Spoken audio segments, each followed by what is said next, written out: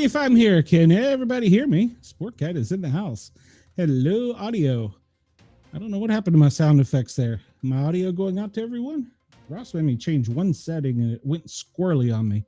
So let's see. Everybody, we are live on Yerg's Radio. We are live on Mastiff Media, Right Talk Radio, Rainbow Radio, and of course, Radio X in Australia. So, all right. So I'm assuming everybody can hear me. I don't know why my sound effects didn't work. That perplexes me. So I'll have to check on that because, well, that's just annoying. I wanted my sound effects. Why do my sound effects not work? It's showing that it works. And it's showing that's working. So I don't know. Maybe I should just do a restart. Maybe that's what I should do. I don't know. What? I know. I'm just trying to figure out what happened over here. So, okay. Well, I'll figure this out later because I just don't have time for it at the moment. So we won't have any crazy sound effects today, which really sucks because I was gonna have some fun and play with it. But oh well, it is what it is. I can't even get back to my main screen. Here we go. It's not even playing. Okay, all right. We're not gonna play with it. We're just gonna do our thing. We're gonna run a YouTube show and a paranormal show. No, not a paranormal show. The internet radio show.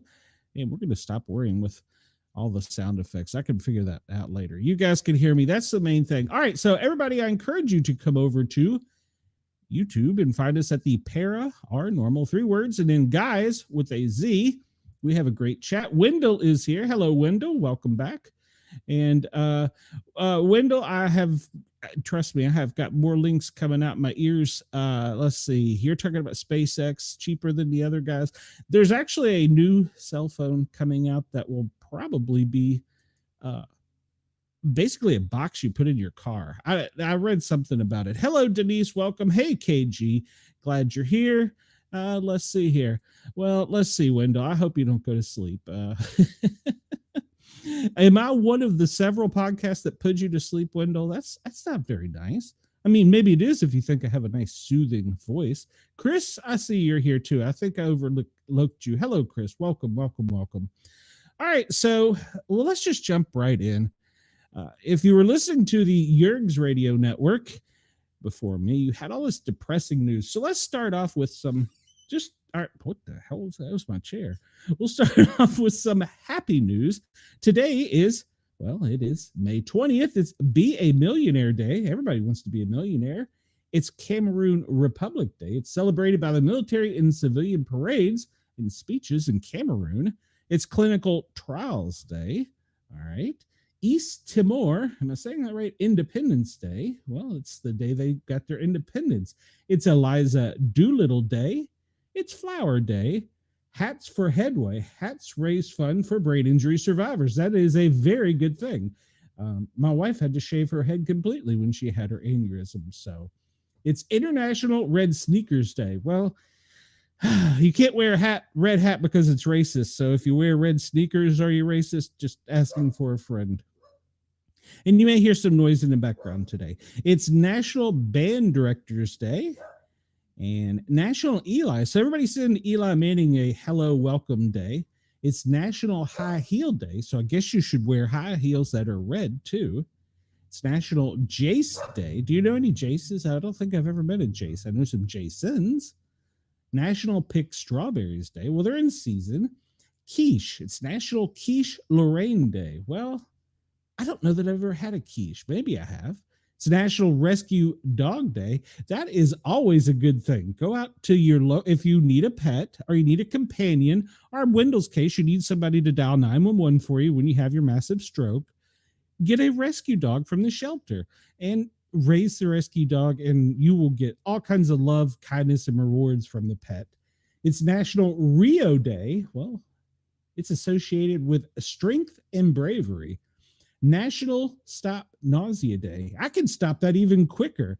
Did you know that, did you know that if you take alcohol and even an alcohol prep, or just that noise is going to annoy me, put it on toilet paper and smell it when you're nauseous, it'll end the nausea. So, or is that a headache? I don't know. It's one or the other. It's National Streaming Day. Welcome to my day. Chris says he tries to stop nausea daily. Well, then you listen to my show. And apparently, Dr. Mark A. Groh needs to do some clinical trials. Yes, yes. And Wendell says he wants to be richer than Elon. He's richer than some countries. So isn't that crazy? You're richer than a country. It's National Women in Aerospace Day. I've met many female aviators. They do great jobs. Weights and Measures Day. Okay, I'm staying away from this one. World Autoimmune Arthritis Day. A lot of people don't realize that arthritis is more than just pain in your joints. It can do a lot more. It's World Bee Day. Oh man, I wish I'd seen this earlier. I have a great video. Can I pull that up? Let's see. Hold on. I have a great video for this that was just great. Let's see if I can pull this up. Can I just download this? How do I download this? No. Stop. I just want to download you. Yes, download. See if I can play this. This was, if I can bring it up, this was outside my front door yesterday, and it was kind of spooky. So let's see. Let's move it over here where I can see it, and we'll see if I can play this.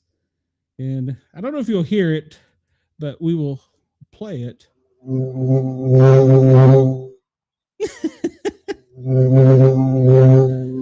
This little fella does not like the security cam. I don't know if y'all can see or hear that, but he was not a happy camper.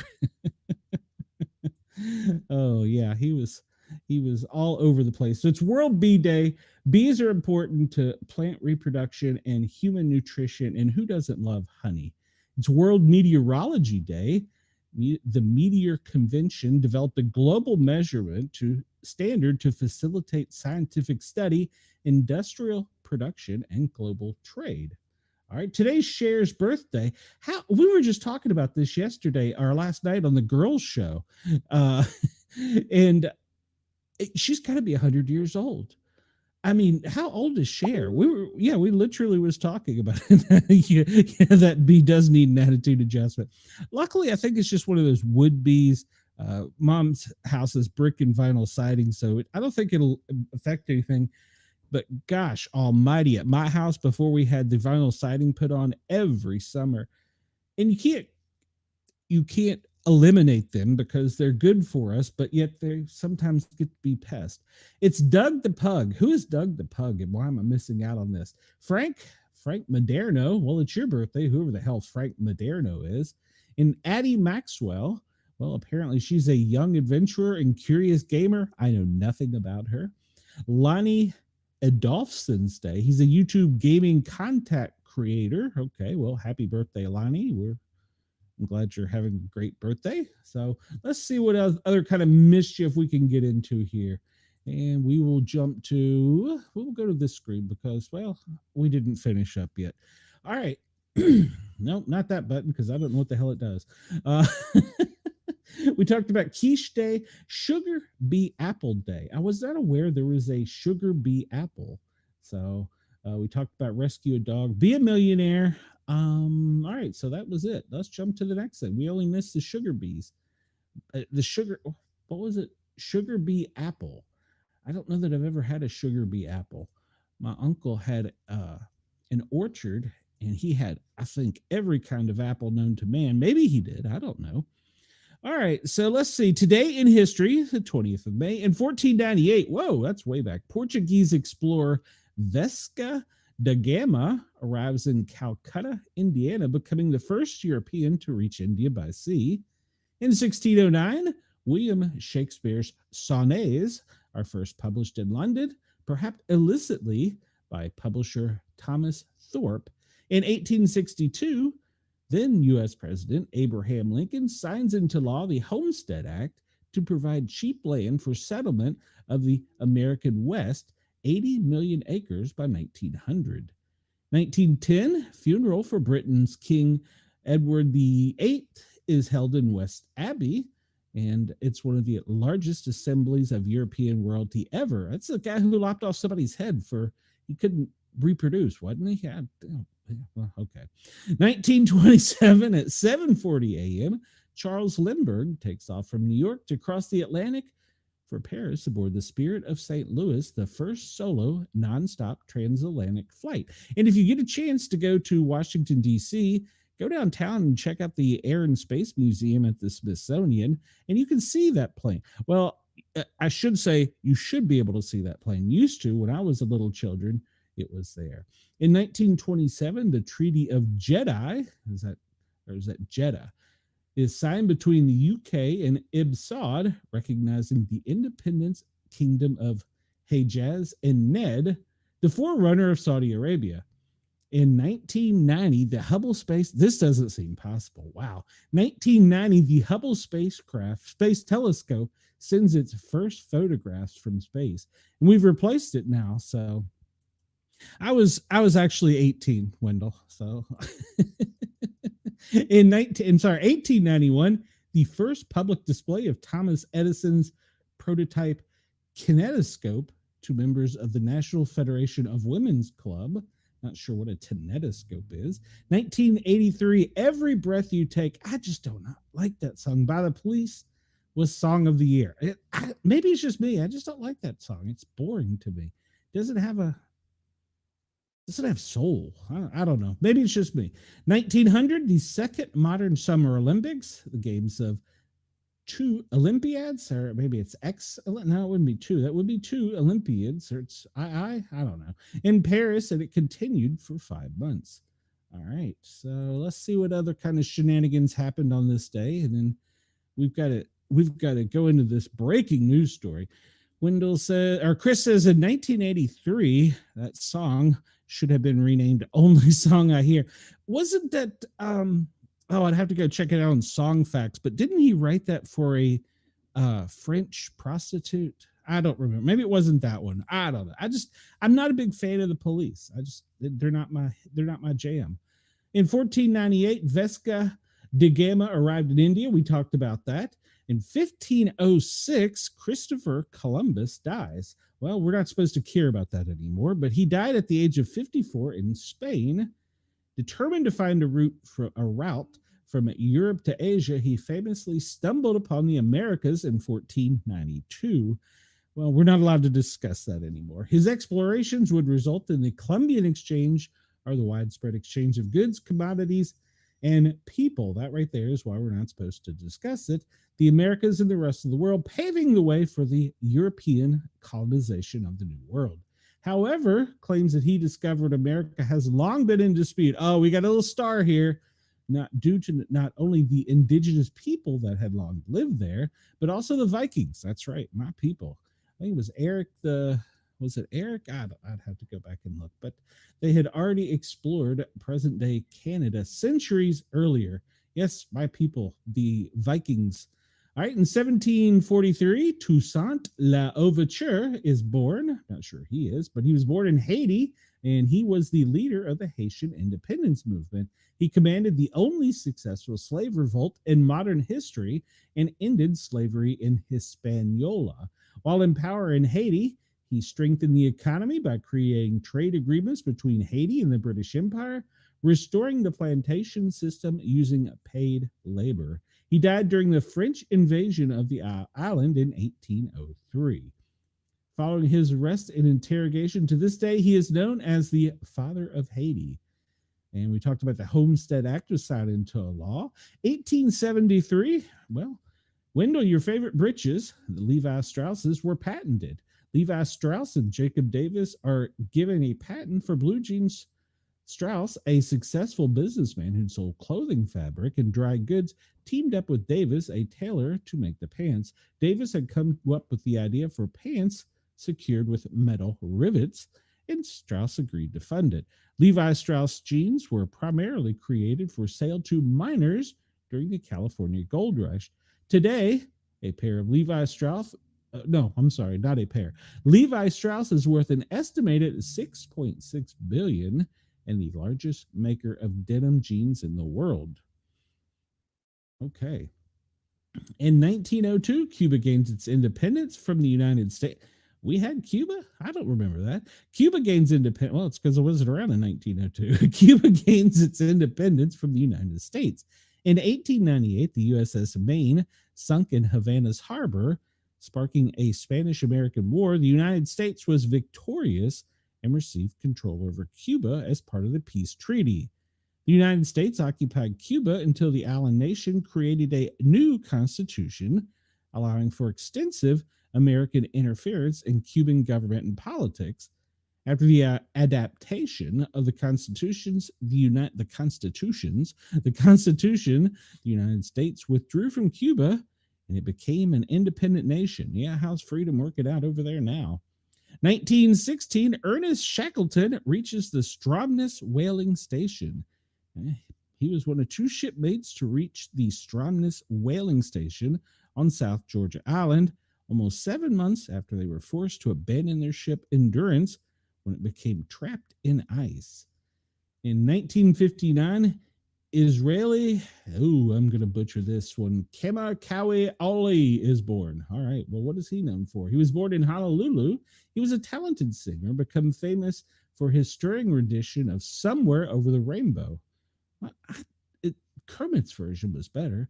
He struggled with his weight all of his life and died tragically of respiratory failure at the age of 38 in 1997. His recordings have been featured in commercials throughout the world, as well as several Hollywood movies. He remains one of the most influential Hawaiian artists in history. I will be honest with you, I'm going to go after the show and I'm going to Google that and hear some of his stuff. So, all right. Well, that is today. I think I've covered all of today. All right. So as promised, I wanted everybody to know it's not the end of the world. The Axial Seamount, the Pacific's Northwest underwater giant, is preparing to erupt. I want everybody to remain calm. I know all those other shows are saying there's going to be 10,000 earthquakes. There's going to be a plume of smoke in the Atlantic seawater, or the Pacific seawater to reach the moon. No, none of that's true. So you just clicked there to watch their show. And I didn't even put it up as clickbait. I should have, but I didn't. So the Axial Seamount, the Pacific Northwest underwater giant, is preparing to erupt.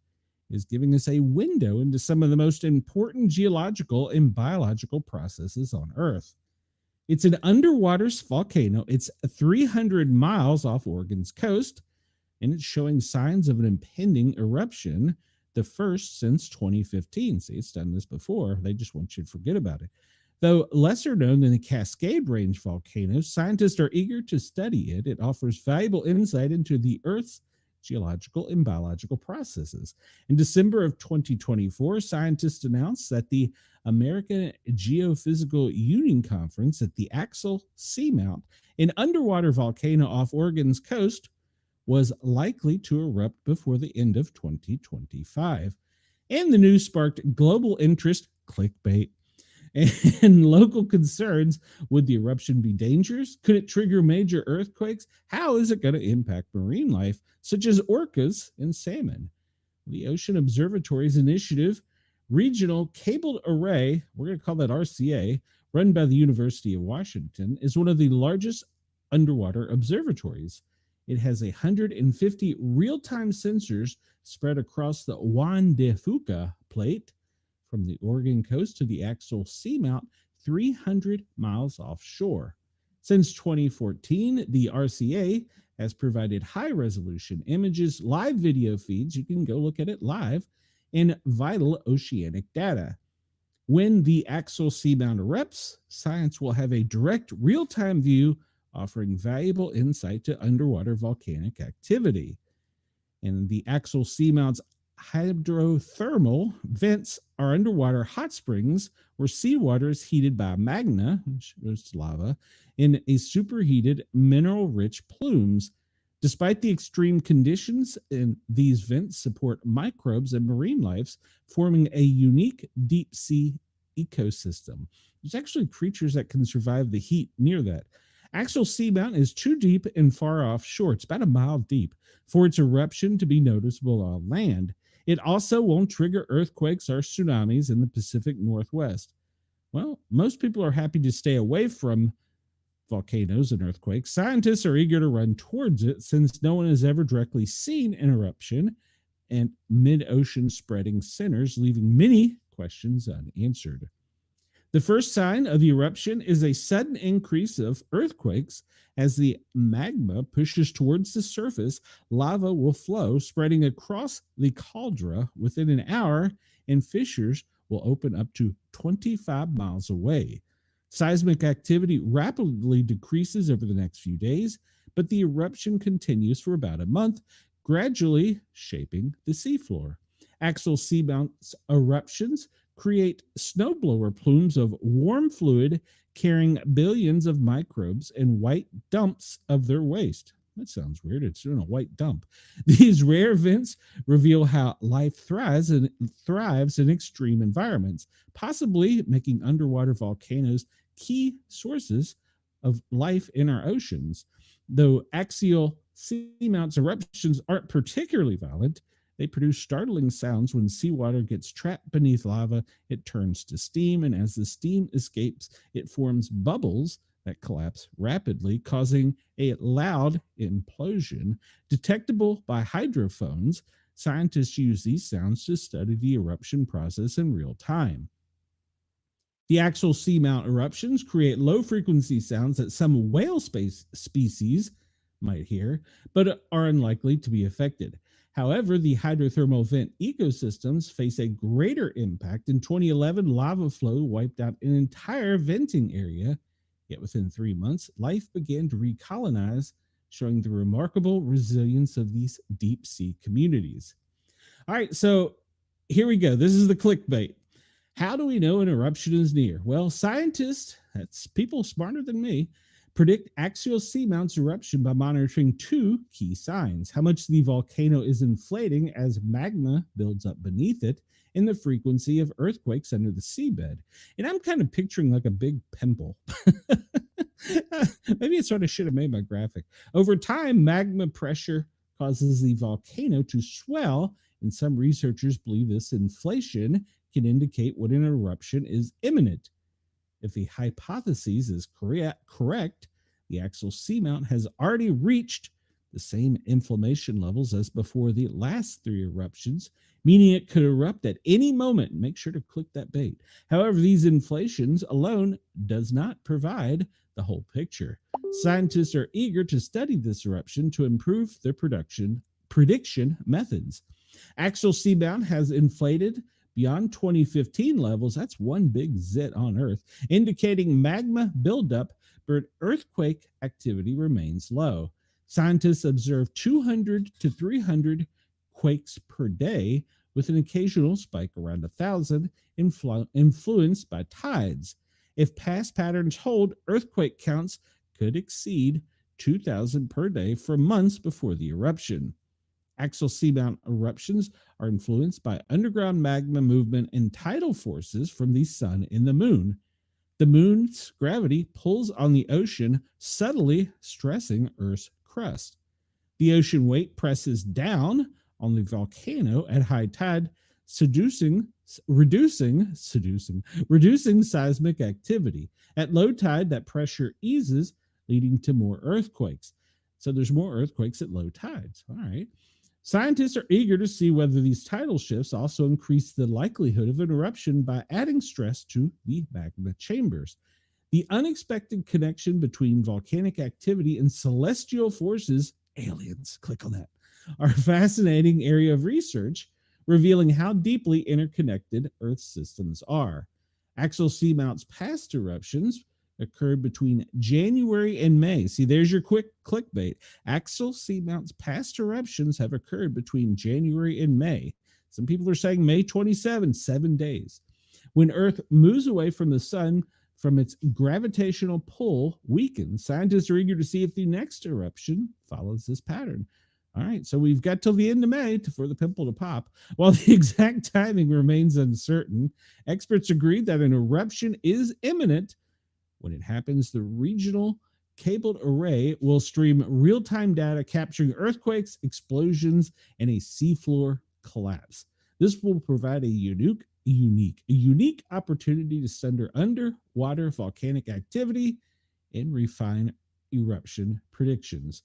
They're excited to share their findings as such eruption brings new insights and fosters collaboration in the scientific community. So there you go. Scientists aren't worried about it. And I got another article here. This one's from MSN. That one was from Science Today. It was a little more detailed. Hold on here. Let me get back caught up in the comments there. In 1983, that song should have been reading The Only Song I Hear. Yes, there was Wendell says there was a group of people living in North Georgia with blonde hair and blue eyes, the Cherokee called the Moon Eyes. And Chris says, I never had to worry about ocean volcanoes erupting until Trump was elected. He has ruined everything. That's right. Orange Man is causing this. Axl Rose would sometimes explode on concert goers back in the day.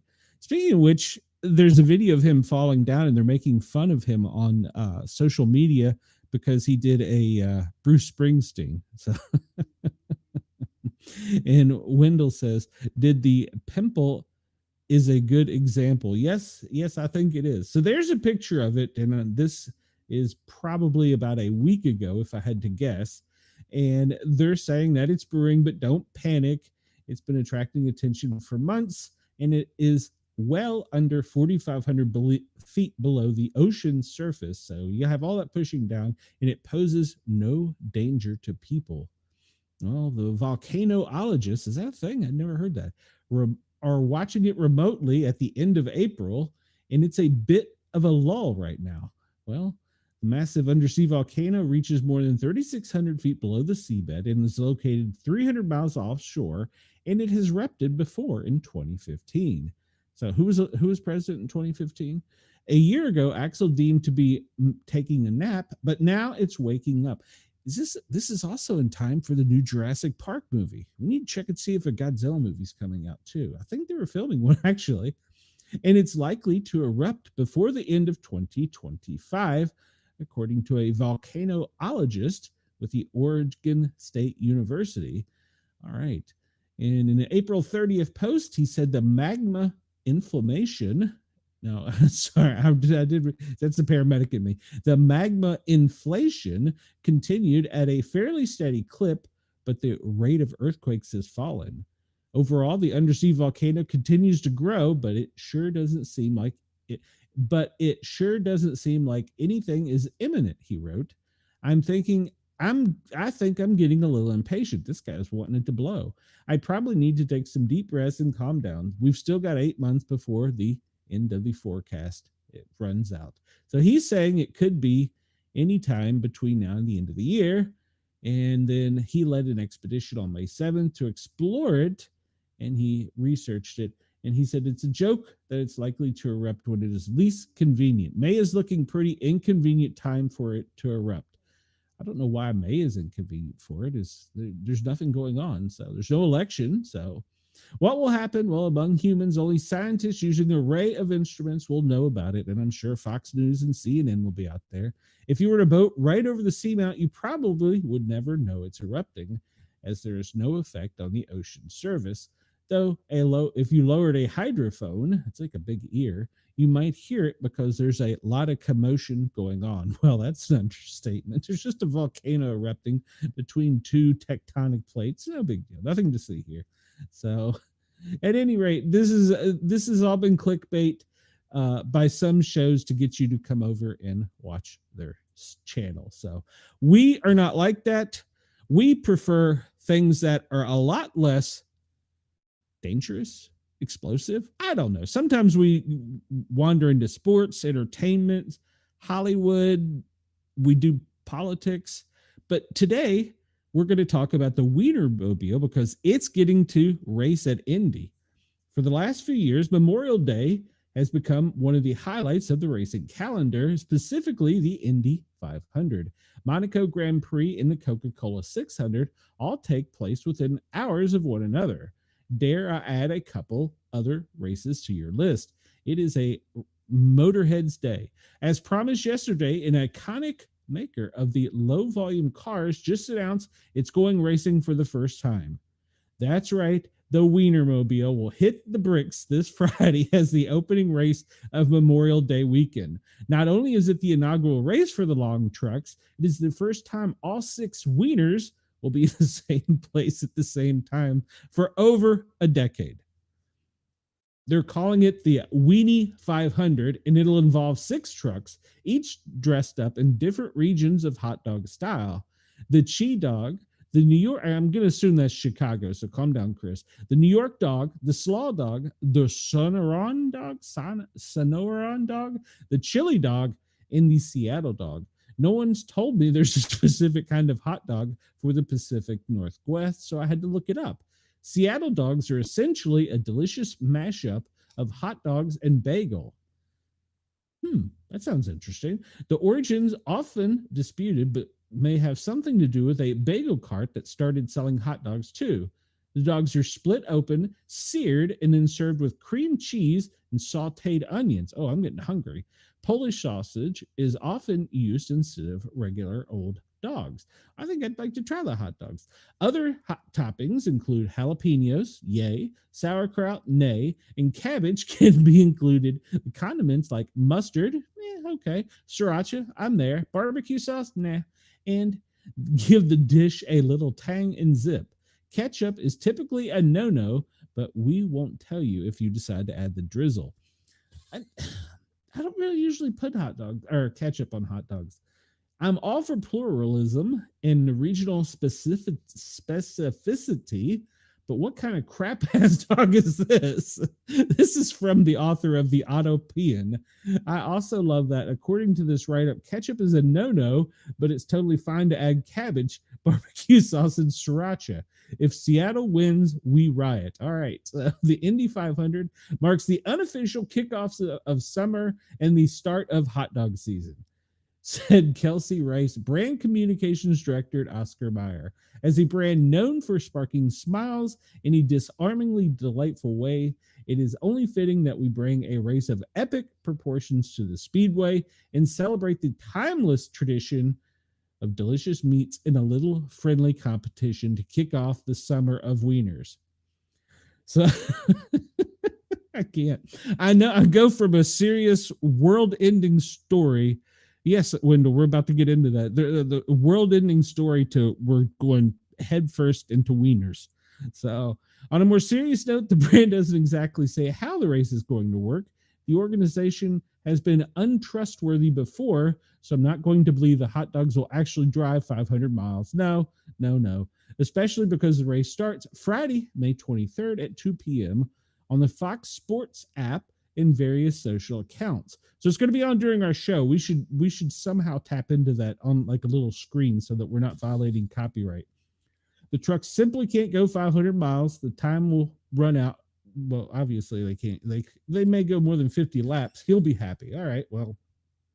Oh, there's a gambling aspect to this that bores me. My money is on whoever rolled the little Wienermobile. That hot dogger has the right spirit. If fast dogs aren't your thing, the Trans Am Memorial Classic is also bringing awesome racing to the world of weekend, and you can watch it on Speed Sport 1. And if you need something to enjoy between the Indy, F1, and NASCAR, it's one of those cool series that isn't getting enough mainstream attention because it doesn't have a bunch of hot dogs. All right. Editor noted that this is likely the most important post you will read today. He is correct. I thought I would add something more, so I made this handy chart outlining the various Wienermobiles and their expected advantages and disadvantages based on the characteristics of the hot dog they're named for, which I think is entirely rational. I hope this helps. Okay, so the number one is the Chicago, and it is pro pickle spears. Nope. And it may add an aero advantage. But the con is it's high mass unstable. The New York pro sauerkraut, nope, adds fermented power, but the cons, steamed buns lacked rigidity in corners. The Slaw Dog is an excellent lubricant. I can't believe I just said that. The cons can cause slippage. The Sonoran, high spice potent, add speeds. Con, bacon wrap may violate the specifications. Wait a minute. There's a hot dog with bacon? I'm in. Seattle, the pro is cream cheese. It's a wild card. Con, grilled onions may cause slippage. I'm talking about wieners, lubricant, and slippage. What is my show gone to? And number 6, Wendell, you said there was only 6. The chili dog. Pro, it's melted cheese. It helps structure. The con, the chili is unpredictable at speed. And they said that this graphic is for entertainment purposes only. Any use of gambling or wagering is not sanctioned by this journal. And they are not responsible for it. All right, so everybody get your bets in. I'm going with the chili dog. I think number 6 is going to pull it off. I would like to know who's driving them. If they have like professional race, God, that squeak's going to drive me crazy. If we had professional race car drivers, I'm going with the chili dog. I know, Chris, you're probably pulling for the Chicago dog. The Summer of Wiener races is right up there with the Key West Hurricane Dinosaur. I couldn't agree more. We've got to find a way to get something from that on our show. On, they said it was Friday at 2, right?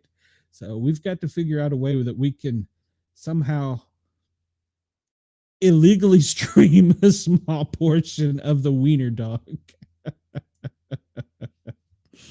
All right, we're going to stay serious for a little bit. Oh, man, I'm going to run out of time today if I keep this up. Birds keep exploding in California, and nobody knows why. Okay. By all accounts, Richmond, California is a pretty chill Bay Area suburb, and then residents started finding exploded birds in their yards. Residents have been finding dead birds scattered across their yard, with several reportedly exploding in midair. There have been 13 exploded birds so far, and security cam footage even caught one poor bird plummeting from a power line right after a loud pop. At first, locals thought it was a case of birds finally encountering a utility line that simply would not take being sat upon anymore. The California Department of Fish and Wildlife did a necropsy, I'm assuming it's, bird autopsy, on 2 of the dead birds and found they were not killed by electrical burns. It looked like they had been shot by a pellet gun, BB gun, or even a slingshot. The department was sure to note that they can't say the same for all the birds that have died of late, but it does open the possibility that someone might straight up be hunting birds in the suburbs with a projectile weapon that's not quite a gun, but still strong enough to give an everyday bird that distinct exploded vibe. It gets weirder. Even with the physical trauma, investigators could not definitely say what caused all of the bird's death. So they're left with 2 possible culprits: a faulty power grid or a stealthy neighborhood bird sniper. Maximilian Bowling, a Richmond resident who claims to have seen several birds pop live in person while they were perching on power line, describes it as a really violent event. Meanwhile, fellow resident Sharon Anderson is just calling it horrifying. PG&E, the utility company that services Richmond, did what PG&E does: gives its poor reputation, deny responsibility, and issue politely vague statements that said their power lines are avian safe standards, and their investigations found 0 signs of the city's infrastructure causing the mysterious bird massacre. So if it's not the power lines, it might be a human with ammo to burn. It looks like local authorities are trying to find a person rather than a faulty power line. The California Department of Fish and Wildlife is investigating. But until then, Richmond's birds will continue living in fear of a mysterious threat that aims to shoot them out of the sky. All right, so there we go. Let's see. That's right. The summer of Cheyenne would be with the pickles and we. Who would? Oh, no. Pickle on a hot dog? No, that's wrong. All right, so we're going to go from birds exploding to a venomous insect from China and has invaded 19 states. Is your hometown at risk? This comes to us from the Daily Mail.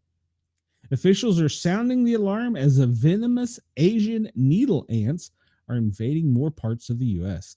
These insects are native to China, have a sting that can trigger severe allergic reactions, and in extreme cases, cause death. The invasive species was first spotted in the U.S. more than 90 years ago, but its population has recently surged. It's the border. I bet it's the border. And now is spreading up the East Coast, experts say. They are now found in 19 states. All right, get ready. Florida, Georgia, Alabama, Mississippi, Arkansas, Tennessee, the Carolinas, Kentucky, Virginia, Ohio, Pennsylvania, Maryland, and Connecticut, Rhode Island, and Massachusetts, New York, Wisconsin, and Washington. The Asian ants are small to medium sized ants, with workers in queens measuring up to 1/5 of an inch in length. They are shiny, dark brown to black, and with the end of the antenna and legs being lighter orange brown. Their stings cause intense pain at the site that comes and goes over the course of several hours. But some people have reported pain away from the sting site, according to the USDA. Some people may experience anaphylaxis, a potential life-threatening allergic reaction as a result of the Asian needle sting. These ants prefer damp areas beneath stones and rotting logs, but have been found in parks, lawns, potted plants, under wood piles, and hiding in construction materials such as logs, bricks, and pavers. They have been reported foraging inside homes and buildings and may pose a problem as residential invaders in the future. We are now considering it medically important pest, Dr. Suter, a professor of urban entomology at the University of Georgia, told Fox Weather. It gets a little bit more serious when the sting of the insect can be life-threatening to people who suffer anaphylaxis. Last year, he responded to 3 cases of anaphylaxis in Georgia who had been stung by the Asian needle ant. Symptoms of anaphylaxis, well, we all know this: skin rash, low blood pressure, constriction of the airway, swelling of the tongue or throat, weak and rapid pulse, nausea, vomiting, or other signs as diarrhea, dizziness, fainting, and psychological symptoms such as a sense of impending doom. Get stung by an Asian ant, impending doom. While cases of anaphylaxis has been reported in the U.S., a percentage of the Americans who have experienced these have extreme reaction remains unknown, but people who are often hypersensitive to other stinging insects, such as bees, like that one I showed, red ants or mosquitoes, could be at higher risk of reaction to the Asian needle sting. And they conducted a study that native range of ants spans China, Japan, and Korea, and showed that 2.1% of the people stung exhibited anaphylaxis. And I'm going to make this bigger for you here, so let's take a look at this map here. This is serious for us. So this is pretty much all of the East Coast. Why did they not move to West Virginia? Chris, we need to know, why are they not in West Virginia? So why do Asians have so many deadly bugs? I don't know. So someone have a 410 with a silencer.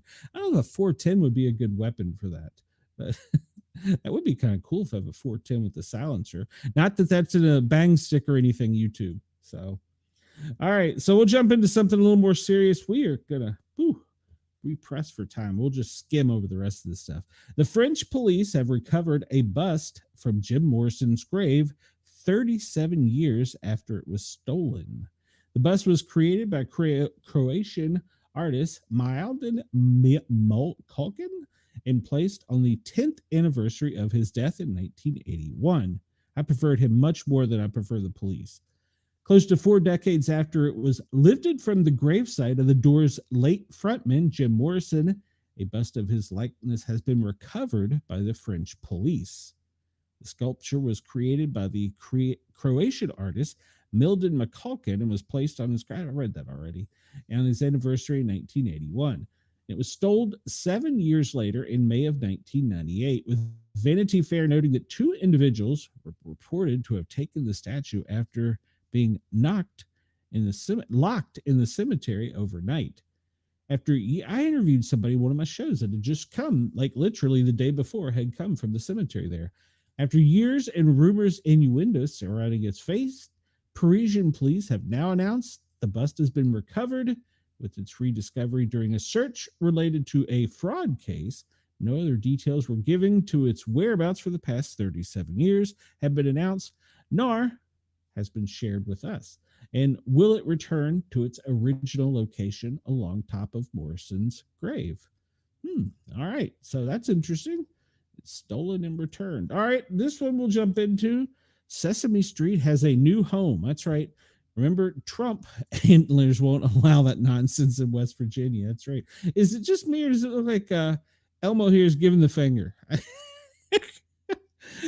So we all know that Trump fired Sesame Street. It was all Orange Man's fault. So it's a sunny day on Sesame Street as Netflix has acquired the streaming rights to the long-running children's show. Under the deal announced on Monday, Netflix will air new episodes of Sesame Street worldwide, as well as obtain the show's expansive library catalog. New episodes will continue to air let's try this again. New episodes will also continue to air in the U.S. on local PBS station. It's a major boon for Sesame Street Workshop, which has been looking for a new home after Warner Brothers Discovery opted out of its deal in 2024. A significant portion of Sesame Street's funding comes from the distribution and licensing associated with PBS, and they're potentially facing their own funding challenges. Netflix offers the show long-term financial stability going into its 56th season. So there you go. I swear, Elmo looks like he's giving the finger. Maybe it's just me. At any rate, Sesame Street's got a new home, and it's on Netflix. Come check it out.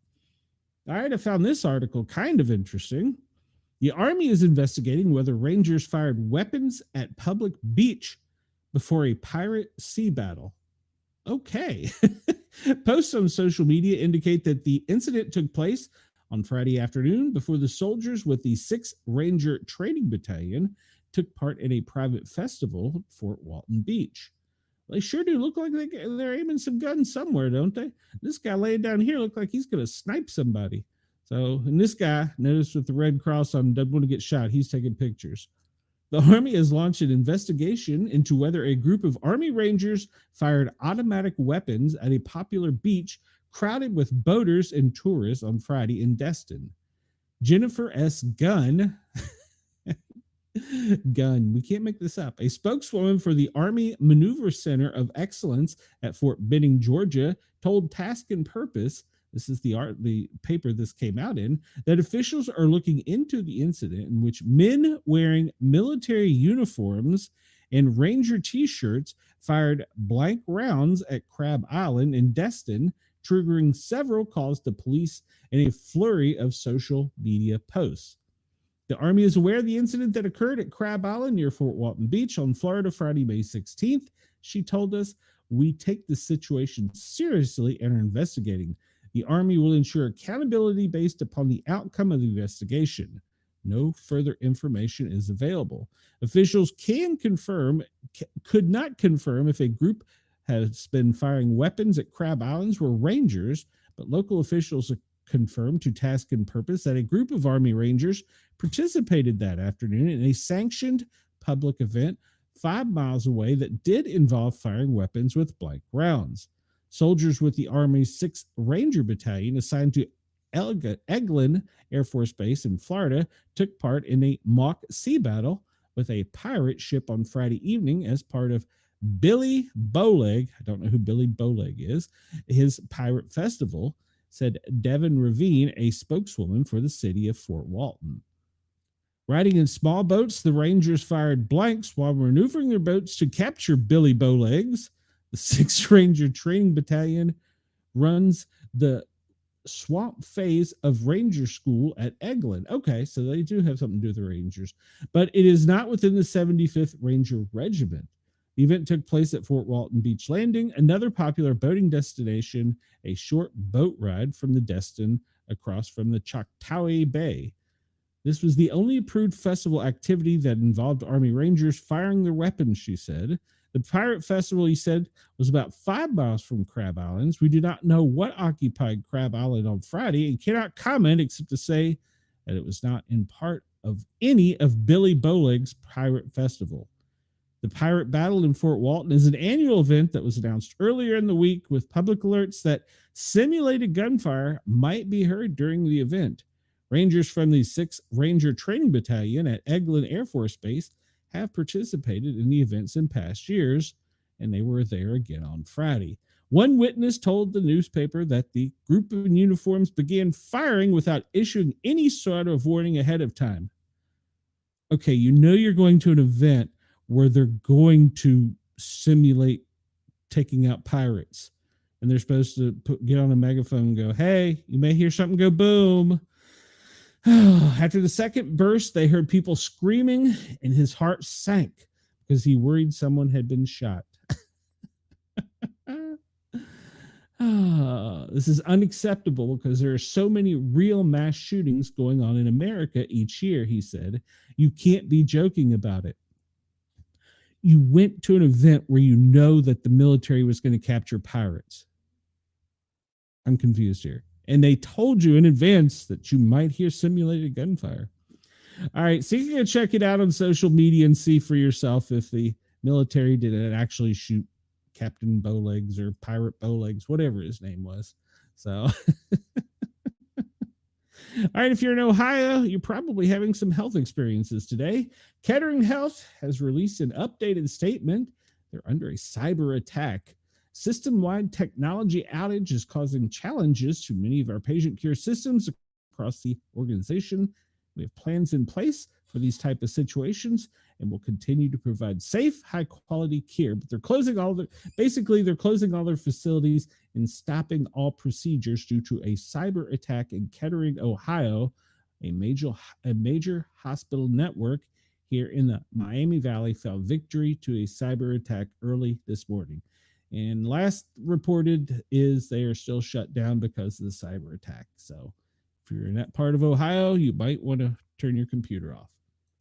All right, we're just going to highlight this one real quick. This comes from one with someone from the show. Let me catch up here. Elbow with the orange nose gives middle finger to orange man. That's it. I'm just send that to Jurgs. Virginia's new social media law targets teens' access via parental consent and age checks. All right, this is interesting. Virginia is preparing to enforce one of the nation's most sweeping new restrictions on social media across for access for teens, requiring parental consent, time limits, and age checks for users under 16. The governor signed the law, Glenn Youngkin, he's got to be a good guy, his name Glenn, in May, and it takes effect January 1st, 2026. It applies to any platform that allows public profiles, messaging, and shared content feed. And I could come ask me. And basically, it goes on to say that anyone under 16 needs verification, and they will only be allowing more than 1 hour a day per service. So I don't know. And they can't give out minors data. And it's one of a dozen states that has proposed this: Utah, Texas, Florida, Maryland, and California, while other details require age verification and parental consent for minors to create accounts or use apps beyond a time limit. So privacy advocates are worried, obviously, about this, and it goes into a great deal about the legal concerns, and that it's unlikely it will survive judicial scrutiny, they say. So there's going to be several battles about this in courts from several different states. And so sometime next year, if you're under 16, you may have to get mommy to sign for you to get on. All right, let me catch up on chats here. Well, that's a spammer, so yeah, go away, spammer. All right, this is from the Daily Mail, which is a UK rag, and it tells us the unexpected state where migrants are pouring through the border at a record pace. All right, so we know we got a DMZ set up in the South. What in the world is going on? The U.S. is known for lobsters, beautiful coastline. This U.S. state is known for lobster, beautiful coastlines, and being the home of elites like actors and former presidents, has become a hotbed for illegal crossings under President Trump. Most migrants sneaking into the U.S. through Maine in 24 years was recorded last month via the U.S. Border Patrol. While the Pine Tree State usually saw between 20 and 50 encounters a month along the presidency of Joe Biden, the former president, and now they're seeing up to 113 in April. It shows that the migrants are desperately trying to make it to the United States or choosing to enter through Canada, bypassing the intense layers of security at the Mexican border 2,000 miles away, where crossings have declined.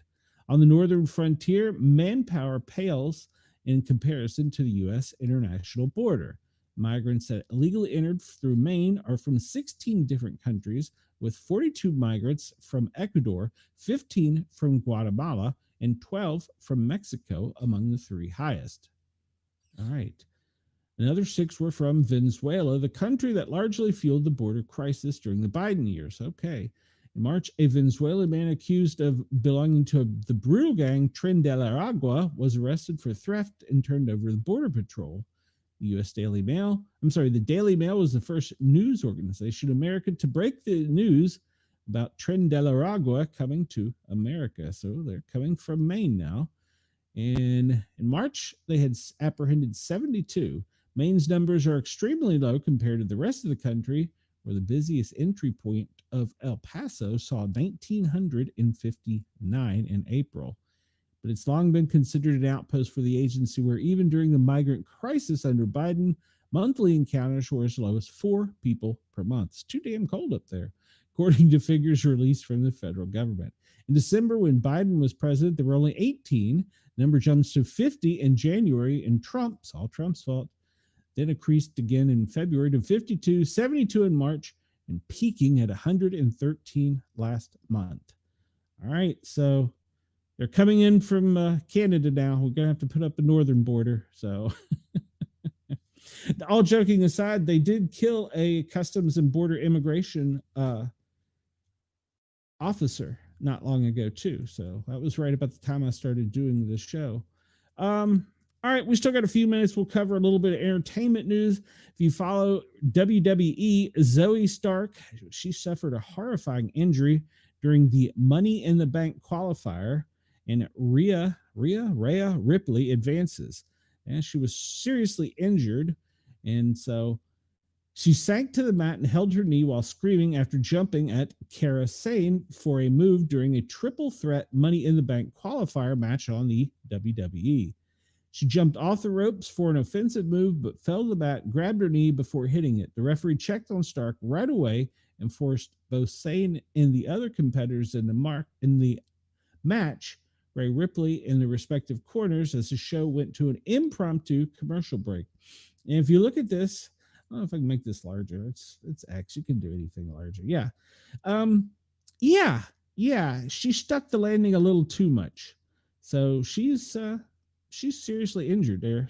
Zoe Stark, we send our support to you, because that could be a career-ending injury right there. So hopefully she will be okay and come back. So when the show returned, Michael Cole explained that the WWE doctors were worried she had re-injured a knee that she had surgery on, and she'd been taken to the locker, and the match continued on.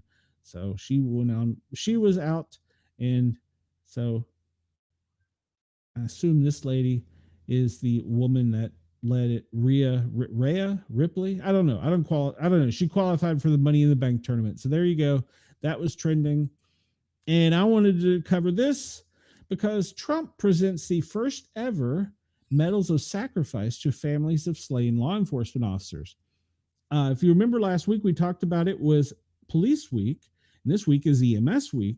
The families of 3 Florida law enforcement officers killed in the line of duty last year were presented the first ever medals of sacrifice by President Donald Trump in the Oval Office on Monday. Remember, we talked about his schedule. He had a private event there. He handed out the medals to the loved ones of Corporal Luis Paez Jr., Deputy Sheriff Ralph Butcher Waller Jr., and Deputy Sheriff Ignacio Dan Diaz, all former officers with the Palm Beach County, Florida Sheriff's Offices. The officers were killed after they were struck by an SUV on November 21st, 2024. Today, we remember these remarkable heroes who will become the medal's first ever recipients. It's a big honor, Trump said. It was a very terrible tragedy. It shook the entire Palm Beach community like very few events ever have seen, according to Trump, whose Mar-a-Lago home is in Palm Beach. All of Florida mourned their loss, and today our entire nation joins in honoring these 3 incredible patriots taken from us much too soon. So thank you to President Trump for recognizing law enforcement. I know everybody wants to get on Bad Orange Man, but that was a good thing. All right, let's jump over to what we do daily here. I mean, that's not it. Well, I do need to bring that, but for other reasons. Let me get get it out of the way. There we go. Where is? Here we go. FEMA woke up on us. How about that? Yes, FEMA is back awake again. They are giving us our daily operations briefing, and it is for Tuesday, May 20th at 2025. And for those of you new to the show, this is our jam. We do the daily operations briefing, and we tell you the beef without it being clickbait. We like to make fun of the other shows, although I do watch them so you don't have to, and I'm a big fan of several of them. I won't name them here, but there's several of them I really like, and some of them put out some great content, while others just like to find that thing to click on. So I would appreciate if you're watching this for the first time, if you'd hit that thumbs up button, please subscribe and tell your friends that we're not all doom and gloom. So this is the same report the president gets without all the secret mojo stuff in it. It was presented to him today at 8:30 a.m. Now, what we're watching today, remember, this is none of the top secret stuff, is severe weather in the Mid-South, the Ohio Valley, excessive rainfall in the Mississippi Valley, all the way to the Appalachians. That's going to be us. Excessive heat in South Texas. And we're talking about some tropical activity in the Eastern Pacific. We'll get into that in a minute. Let's see. So Michigan and Missouri have requested emergency declarations for help and FEMA's help. And they're monitoring all these storms. And talking about this in the Eastern Pacific, it's located several miles south of the coast of Mexico. It's moving west-northwest at 10 to 15 miles an hour, and it's near 0% in the next 7 days. And it's low, the next 48 hours. In the next 7 days, it's less than 20%. So what they're talking about there is that turning into a bigger tropical storm. So all right, severe thunderstorms in southern plains to mid-Atlantic. We're going to cover this extensively today. Severe weather, because there's also severe weather for our friends listening on Radio X in Australia, just north of Sydney. So we're going to talk about that as well. It's a severe weather outbreak. And, this is, like it says, this has been ongoing for several days in the central U.S. And, well, today is supposed to be the last day of the violent weather. And I don't know if, yes, they do say 80 tornadoes, and it's 878 for the year. That's more than 182 than previous years. So, yes, this has been a rough May. Welcome to spring, but it's not been anything friendly. So, and let's see, we'll just highlight this real quick. In Oklahoma, the state has reported 10 homes destroyed. Arkansas reports an unknown number of homes have been damaged. Energy and power outages are still being reported to all those areas. And in, where are we looking at down here? Arkansas, 21,000 customers without power. Oklahoma, 25,000 without power. Missouri, 46,000 without power. Kansas, 9,000 without power. Food, hydration, shelter, multiple shelters have been opened across the affected regions. And they talk about where they are, the number of occupants. Health and medical, they have got medical treatments that they're sending out. Kentucky has reported 19 fatalities, 96 injuries. And then Indiana reports 1 fatality, 3 injured. Missouri, 7 fatalities with 30 injuries. Approximately 185 customers are without power in Kentucky. Without water in Kentucky. In Arkansas, their water association treatment plant is damaged due to a lightning strike affecting delivery for 3,000. The Arkansas National Guard is providing water to affected residents, and 2 water systems are under boil advisory. And I'm sure this is going to get worse as the day goes on. Let's see. Alabama, Florida, and Kentucky, we're all monitoring. Our emergency systems are activated. Oklahoma is at partial activation. Texas is monitoring wildfires. And Arkansas is still at we just said that partial activation due to the severe weather. So the bigger picture, let's just stroll down here. The bigger picture.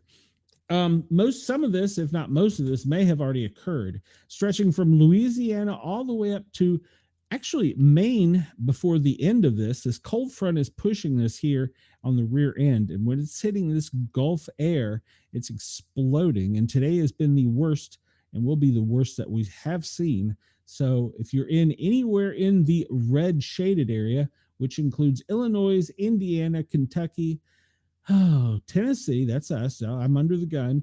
Partially Arkansas and the tips of northern and Alabama, Georgia as well.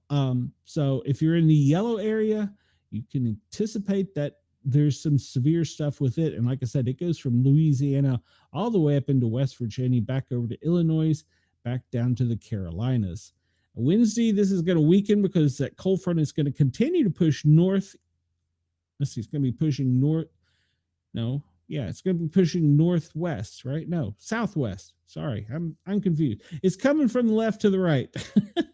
And it's going to be pushing down, causing that front to lose its energy when it cuts it off totally. It'll be cooler in the south for a couple days, and that moisture is going to continue, but there's a chance up in Maine on Wednesday for a slight small nor'easter. So the severe weather outlook for today, pretty much all of Tennessee and the tops of northern and Alabama, Georgia, and was that Arkansas? Is that right? Arkansas, right? Am I saying this right? Yeah, Arkansas, Louisiana, Missouri, yeah, are all in the red areas, or tips of them are. But anybody should be weather aware here. And we're going to talk about something else that's dangerous. Wednesday, it's just going to be mainly a rain event along the Atlantic coast from the 95 corridor all the way up almost to Maine and then over to Texas. And then Thursday, it's going to be split in half and be nothing but rain, nothing severe. So, but the hazardous outlook expected is pretty much, well, Arkansas, Tennessee, in that area. Wildfires, there's only one that they're monitoring, and that is in Arizona. We'll talk about that in a bit. There's a lot of data on this map, too much to see. Wendell said, would it chase away the storms if I danced naked outside? Nobody wants to see that, Wendell. Nobody wants to see that. I don't even want to see that. All right, let's make the screen larger. This is the president's daily schedule. Ooh, my. The press is not going to be happy. I'll have to check on my buddy, Penguin 6. 7:45 a.m. call time. It means you got to be there, have your stuff set up and ready to go. Well, at 8:40, he went to the Capitol, and there's probably a press pool over there because they're calling it the in-town travel pool. 8:50, he arrives at the Capitol, and then at 9 a.m., he delivered remarks to the GOP conference meeting, which has already taken place. And then at 9:50, he's going back to the White House, where at 10 a.m., he arrived. And of course, it's in-town travel pool. And then at 11:55 a.m., which has already happened, he participates in a Take Our Sons and Daughter Workday event. Okay, well, hopefully he's got his whole family there. He's got a lovely family. And at 1 o'clock, he did a press briefing for Take Our Sons and Daughters to Workday by the White House press secretary. Actually, he's going to be there, but she's going to be holding the press conference in the James S. Brady briefing room. 3 o'clock, he's going to make an announcement with the SecDef. 3 o'clock. So time my show goes off, he's going to make an announcement with the SecDef. Interesting. I do not have any clue what that may be, unless it's Iron Dome. Don't know. All right, so let's get into we're going to go with this definition of the DEF CON level, because from my research, the other one tends to be a little bit less jaded, whereas this one really gets into the data. So we're going to say we're still at a DEF CON level 3 with a probable or substantial potential for attack. And we named all the cities where bad things could happen. They could be anywhere in the U.S., but they're specifically looking at big cities on the East Coast, major metropolitan areas, and then we have to talk about the West Coast and public gatherings as well. Now, the only update they have was an operational test launch of an unarmed Minuteman III intercontinental ballistic missile. It's going to occur on the 21st, which is tomorrow, and it's going to be going from the North Vandenberg Space Base in California. So that's the only thing noted, but I did read on another page that Russia is also testing its same missile about the same time. So we're doing a stick measuring contest to see who has the biggest stick. So there you go. Let's just read this article about the test launch. And Wendell says, do strippers take their kids to work? That's an interesting question, Crystal. Wendell. Why did I just call you Crystal? 3:05 media outrage at what was just said at 3 p.m. Exactly. No matter what is said, somebody please check on Yergs and make sure he doesn't have a stroke. All right. So the Air Force is scheduled to conduct an ICBM test launch. It's a operational test launch. It's unarmed Minuteman III intercontinental ballistic missile. And it's going to launch between 12:01 and 5 a.m. This is Pacific time out in California. It's a routine test that has been scheduled years in advance. Notice that they say years in advance, but didn't we just recently, and I'll say maybe towards the end of Biden's term, start hearing about hypersonic missiles? How can you schedule something years in advance that didn't exist until then? Okay. My bad. Just questioning.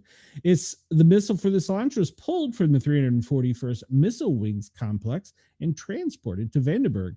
The Air Force rotates between 3 missile wings to pull off a missile launch. The launch crew will include a mix of airmen from 3 missile wings. All right. Maintainers are coming from Malmstrom and Warren Air Force Base. And it's going to validate the effectiveness, readiness, and accuracy of the weapon systems. And the purpose of the launch to demonstrate the readiness of the U.S. nuclear forces to provide confidence in the lethality and effectiveness in nuclear deterrent. Air Force is maintaining the Minuteman III system while it converts to the new Sentinel system. All right, so you'll have that if you live out on the West Coast. The 21st of May between midnight and 5:01 a.m. I'm going to say they're going to go with 3 o'clock. If I was a betting man, they're going to launch off something that goes boom. So there you go. Yeah, you're right, Chris. I should hang on. Refuse with the sec death. Sorry, this chair is killing me. It's a 1945 civil or Cold War era chair. All right, so this is the forecast map. We'll check it out to see if there's any changes from what we saw. It doesn't look like they've changed the area much, except for the potential of rainfall now extends down into Mexico, all the way. Pretty much just picture a boomerang from the Atlantic coast back to Montana and down in deep Texas. And once again, we're talking about snow in the higher elevations. And by the way, in the next couple of days, there may be snow further to the northeast. We'll talk about that soon. All right, so tomorrow it's going to cool off as that cold front pushes to the south. We'll be pushing to the southeast.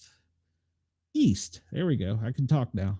And it's going to be mainly a rain event, except for Pennsylvania, West Virginia, and then it could be a little bit more severe up towards the Maine area, but we will see how that plays out depending upon the energy left. And we still see in Idaho and Oregon, even as late as May 22nd, higher elevations could see snow. There's one place in Oregon I've always wanted to go to, and that is Crater Lake. And I think you can only get there like 2 months out of the year or something because of its elevation and the amount of rain. So yeah, it's quite, it does snow throughout the United States during the summer months. All right. So this here is just a comparison between two different sources. This is the NATO cast on the top row, and this is the National Weather Service on the bottom, NOAA. And so today they're talking about the Torcon value. And if you really look at it, can I make it bigger? Yes, I can. If you look at it, you're looking at from Memphis to Chattanooga back up to Kentucky, where it is going to be the worst. That is now anticipated to go further east and some up into Kentucky.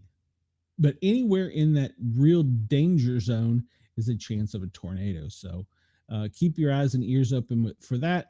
Let's go back here and let's look at the national weathers and see what they say. They only call about a 10% chance in the center, whereas the NATO cast call for it to be slightly worse. Now they're calling for their wind day event. Looks like pretty much central Tennessee, the mid part of Tennessee, Nashville down to North Alabama is going to be the windiest, but it's going to extend out in a pretty large radius, pretty much covering all of Tennessee, down to mid Georgia, mid Alabama, and most of Kentucky, extending into Alabama, extending into West Virginia. So if you're anticipating any wind, that's a good chance you're going to see it if you live in those areas. The National Weather Service is calling it a 45%, pretty much center core, Nashville, and North Alabama. From the rest, they're calling it anywhere from a 20 to 5%. Did I say 45% chance in central Tennessee for high winds today? And I anticipate that that's going to change. All right, for the hail, hail, yeah. All right, pretty much all of Tennessee once again, with pretty much an isolated area. This will be Chattanooga, a little to the west, and down into some parts of Alabama, but it's really going to cover most of like maybe Murfreesboro. I don't think it'll make it up to Nashville, but it's going to be pretty severe weather. And there's a reason I'm highlighting, not only because I'm here in Tennessee, there's a reason I'm highlighting this. We'll talk about in a minute. And we'll see the National Weather Service. They predict that to be a little bit further to the west, more like in the Memphis area, but the cone's still going to cover a large area of not only the south, but part of the short, I guess you could call it the Ohio Valley and short Midwest there. So there's a pretty good chance for hail. And I'm talking about all this today a little more for a specific reason, which I'll go into in a minute. But I don't want to forget our friends down under, because they're experiencing some severe storms on their northern coast with lots of damaging wind and flooding. And it could come inland on New South Wales and Sydney and be pretty significant. It's going to be a very windy day. If you're in New South Wales, down in Sydney, that storm with that high pressure is spinning off the coast, and it's going to make it further inland. But the worst part of this will be the flooding. So right now, the temperatures, and I'm sorry to my Australian fans, on the north side of the continent, I'm doing this in Fahrenheit, so you have to bear with me. I'm a Yankee. Sydney is 64. That front sitting off there that's spinning is a cold front that's causing all this damage and the high winds, and just sitting there spinning and giving you the rain in Brisbane and inland slightly, but you can expect a lot of rain today if you're on the northern coast. Otherwise, currently in Darwin, it's 74, Broome 67, Port Hedland 66, all the way down in Perth, it's 54, Adelaide 43, Melbourne 37. Not only do you have the flooding, if you're a little bit inland there with Melbourne, you had some frost to deal with this morning too. So it's going to be a chilly morning, and then it's going to be a little bit wet if you're over closer to the north coast. All right, let's go up to the U.S. to see what the temperatures are doing. Here we'll be able to see that inversion where the cold front is really pushing. If you notice out here, Seattle 55, Portland 56, Medford 57, you can kind of see even down in Albuquerque at 64 that cold front is really trying to push. Further north, it's Minneapolis, it's 44. And then you see this line right here where we're going from Houston to Memphis to St. Louis and Louisville. We're looking at temperatures from 89, 82, 79, and 72. That's where it's meeting the energy, but it gets better. We don't want to leave Florida out because they provide us with so much joy. Tampa, you're 91. Jacksonville, you're 93. You win the highlight of the day for the warmest temperatures in the U.S. currently. Atlanta, 87. Nation's capital, 71. All the way up in Burlington, Vermont, you're looking at right around 45 degrees. New York, 66. Columbus, we love you. It's 60. Detroit, 56. Chicago, 54. Madison, up here, you're looking at about 44. St. Louis, you're 79. Memphis, we already talked about 79. All the way down in the Gulf Coast of America. Houston, 89. New Orleans, 88. If you're over in Pensacola, it's still warm. It's around 87. 91 Tampa, 93 Jacksonville. And it looks like down in the Keys, where it's always perfect, it's 82 degrees. All right, so that is the current temperatures. Now, let's jump over here. And, I just had you up here for a minute. Just give me a break. All I need is 1 minute. All right, so Tennessee, I'm always preaching that you need to be weather aware and have your weather radio, make sure it's electrical and battery powered. Well, here's where we're in trouble. This week, the service is out of service. So they're taking the entire system down during these storms, and you're not going to be able to get your alerts. Now, it's saying May 27th through 30th, unless they delayed it It was supposed to be this week. They're updating the system 8 a.m. May 27th through May 30th. So they might have changed it, but at any rate, I'm still going to sound the alarm. Be alert, because in Tennessee, your weather service may be updating and offline. So that's taking away some pretty important things to tell you that something's coming. So watch your local media, watch me, of course. Pay attention to what's around you. So, all right, we're going to see what kind of watches are out there currently. We see all kinds of gale warnings for up in the Northeast and small craft advisories. Arkansas, you have a severe thunderstorm. Kentucky, you have a special weather statement. Tennessee, you also have a special weather statement. And severe thunderstorms in Illinois. All right, so there's a tornado warning currently. This is right down there where we talked about in that Chattanooga. It's just to the west of there. Lawrence, Tennessee, a severe thunderstorm producing a tornado is located in Loretta, 12 miles south of Lawrenceburg, moving east at 30 miles an hour. So it's a radar indicated rotation. So if you're there, take cover now. And that's in Lawrence, Tennessee. So that is, like we were talking about a minute ago, that's just to the west of Chattanooga.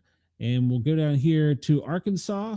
Well, where'd it go? Arkansas, you have a tornado watch in effect. And it currently looks like it's affecting the counties of Bradley, Calhoun, Claiborne, Cleveland, Dallas, Desha, Drew, Faulkner, Grant, Independence, Jackson, Jefferson, Lawrence, Lincoln, Lenoke, Monroe, Coetia, Perry, Prairie, Pulaski, Randolph, Sharp, and White.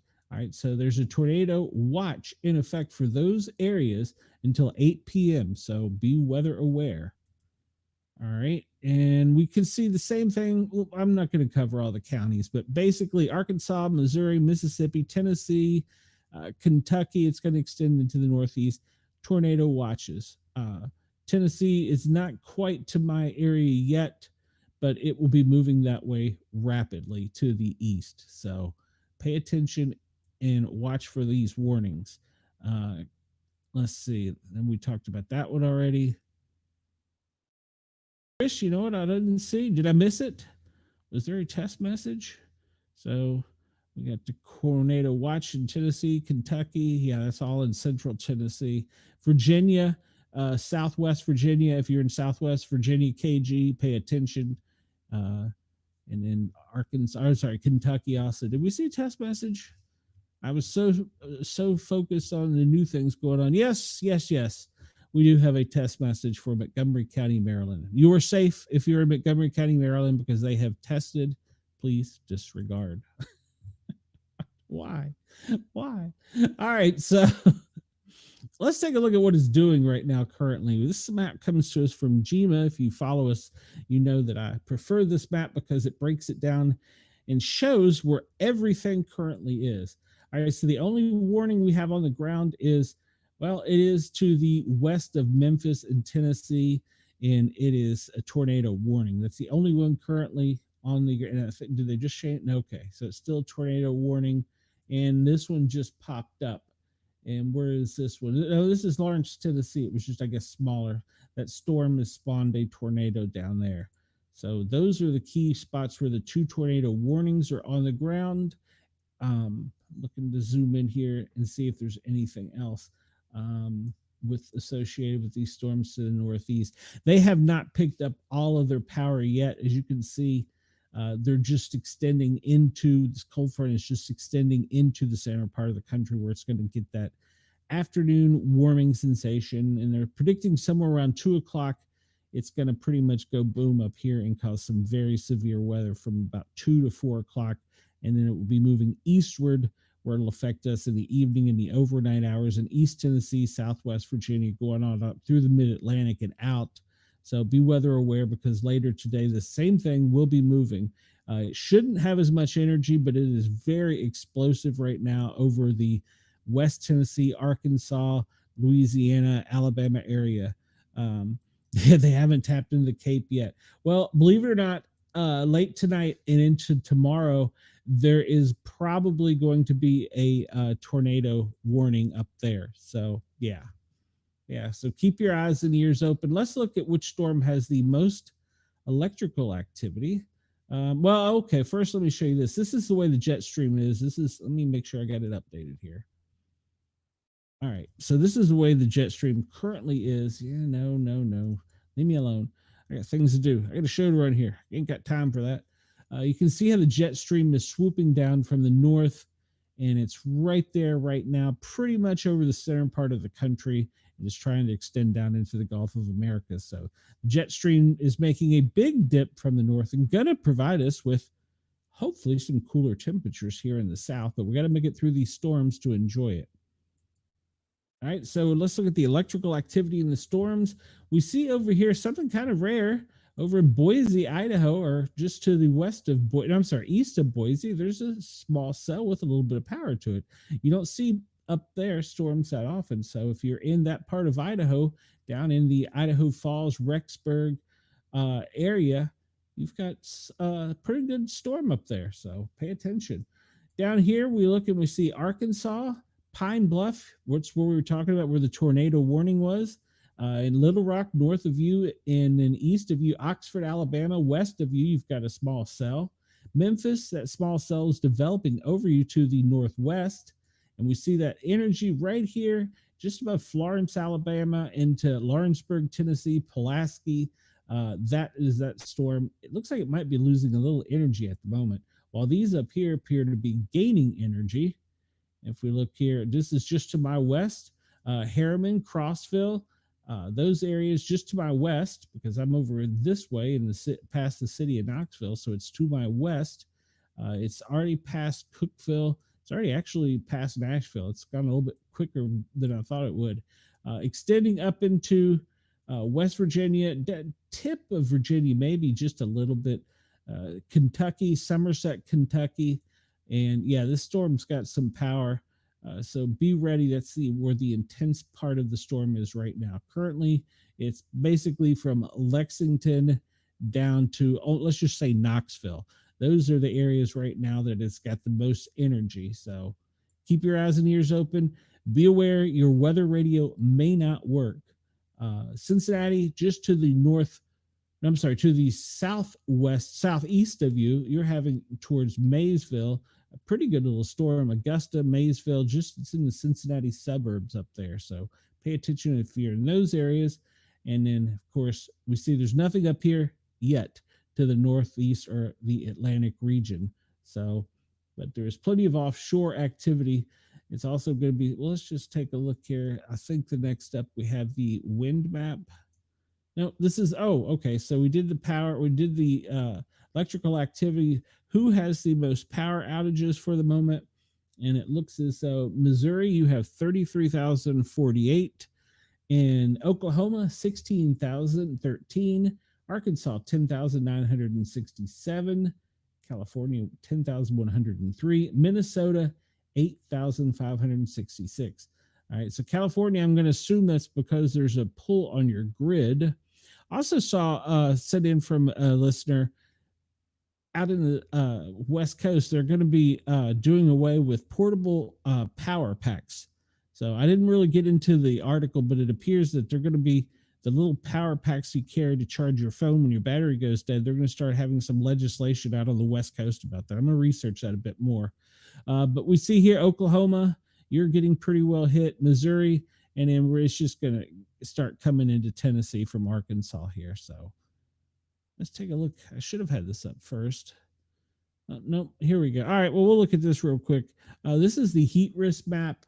And if we look, it's not that bad, maybe from Atlanta down to Miami, but the worst part is down towards Monterey, Texas, Houston, west of you. The Gulf of America really right now is a moderate level, an orange level for heat for today, but that storm is pushing through. So tomorrow I anticipate this to be more to the yellow, maybe even green some parts, because there's possibility of the S word, I won't say it, in areas that we have fans. So be weather aware, because you never know what the hell's going to happen. All right, this is the wind map.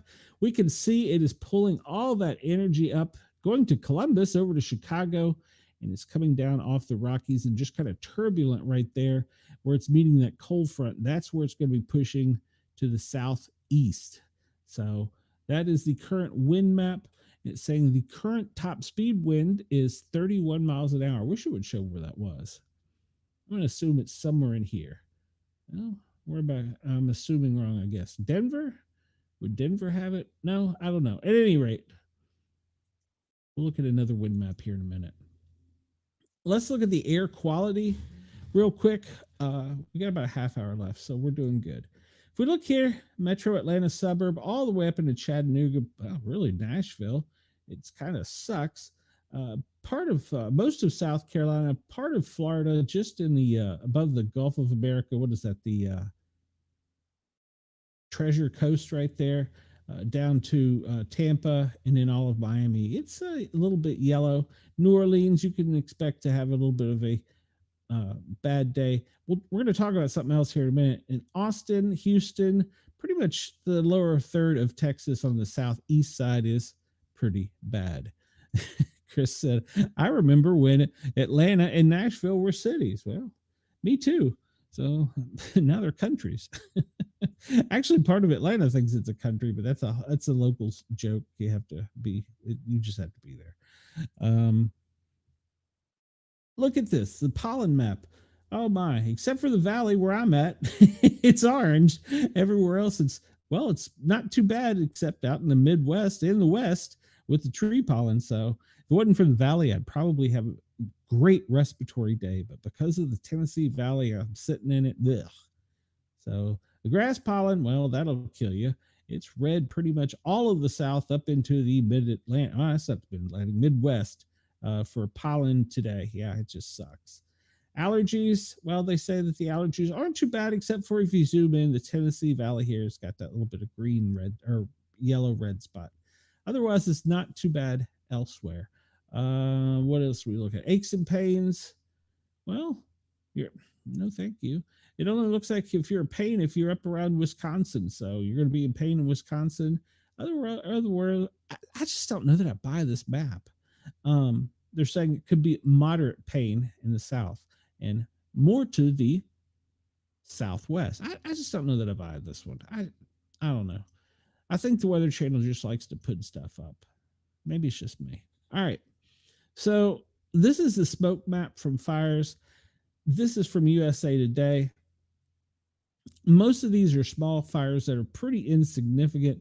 They're having a problem down in Mexico with a pretty large fire down there, and that's causing that to jam up in the Gulf of America and try and scoop up with that energy into the center of the U.S., just above Kansas, up above there into Nebraska. It's trying to push that smoke from Mexico up onto us. So that's the only significant smoke we see for the day. But the other significant thing that we have, and let's make this larger. Remember we talked about the other day how there was not much of a block of dust? Well, that's changed, because if we look how the winds have shifted coming up from off the coast of Africa, traveling over the Atlantic, down here, there is a lot of dust, and it's expected to move inland on us with the winds. So if you're down in the Southwest, you can anticipate it being a dusty day. But that also is doing something else. Over here in the Pacific, there's a small front that they're looking at that could become cyclonic, could become a pretty rapid storm, but it's not going to form very well once it gets up towards the Gulf of America, because the weight of the dust is too much, so it will not carry. So the Atlantic and the Pacific, you're looking good. You might get some type of tropical depression, but with the way that the wind is blowing and the dust coming in, it's not going to be able to do anything. Maybe go straight up Mexico as a storm.